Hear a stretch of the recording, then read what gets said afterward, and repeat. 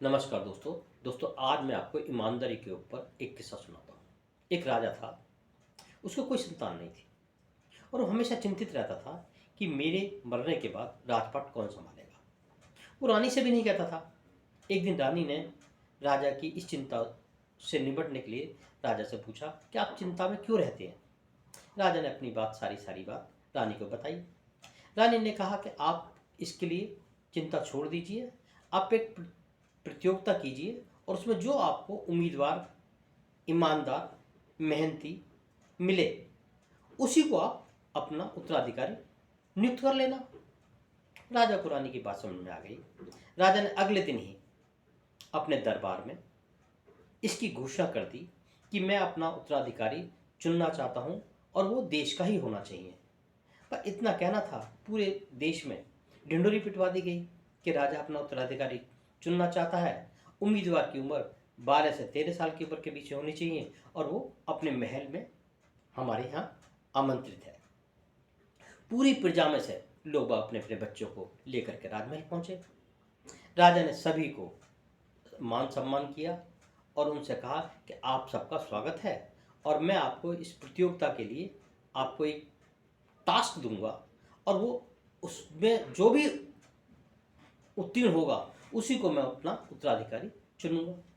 राजा ने सभी के हाथ में एक बीज की पोटली पकड़ा दी, सबके हाथ में, और ये कहा कि आप इन बीजों को अपने गमलों में अपने घरों में उपजाओ, जिसका फल फूल सुंदर होगा सुगंधित होगा उसी को मैं अपना उत्तराधिकारी नियुक्त करूंगा। अब सभी को दे दिया और ये 6 महीने का टाइम दे दिया। सभी लोग अपने अपने घर चले गए, अपने गमलों में अपनी ज़मीन में उन फूलों बीजों को बो दिया। अब कुछ के गमलों में 4 फूल आए, कुछ के गमलों में 6 फूल आए, कुछ में कैसे आए ऐसे।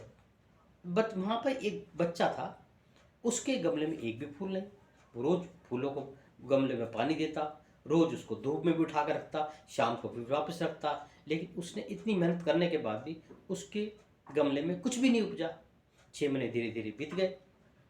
वो टाइम आ गया, वो सभी लोग 6 महीने बाद राजा महल में दोबारा पहुँचे। राजा ने सबको देखा, किसी के गमले में 4 फूल, किसी में 6 फूल, किसी में सुगंधित फूल, किसी में बड़े फूल। राजा बड़ा अचंभित रह गया। अब एक बच्चा था जिसके गमले में कुछ भी नहीं।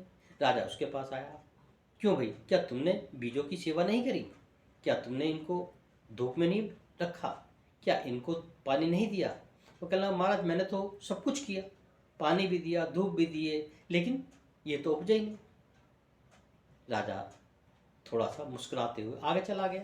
फिर और आगे वाले से पूछा कि तुमने क्या किया? मैंने तो कह जी रोज़ पानी दिया, खाद भी डाली थी। राजा बड़ा खुश। राजा निश्चित कर चुका था अपना उत्तराधिकारी, और राजा गद्दी पे गया, अपने सिंहासन पे गया और उसने कहा कि जिस बालक के गमले में एक भी फूल नहीं है और उन्हें पूरी ईमानदारी से, पूरी निष्ठा से, पूरे प्रेम भाव से, पूरे विश्वास के साथ उसने परीक्षा उत्तीर्ण कर ली है, बहरहाल मैं उस बच्चे को अपना उत्तराधिकारी नियुक्त करूंगा जिसके गमले में एक भी फूल नहीं है। क्योंकि मैंने जो पोटली में फूल दिए, बीज दिए थे, उसमें सारे के सारे जो बीज थे वो बंजर थे, उसमें कुछ उपजने वाला था ही नहीं। बहरहाल सभी लोग झूठ बोल रहे हैं, अपने उन्हें पूरी ईमानदारी से, पूरी निष्ठा से का परिचय नहीं दिया है।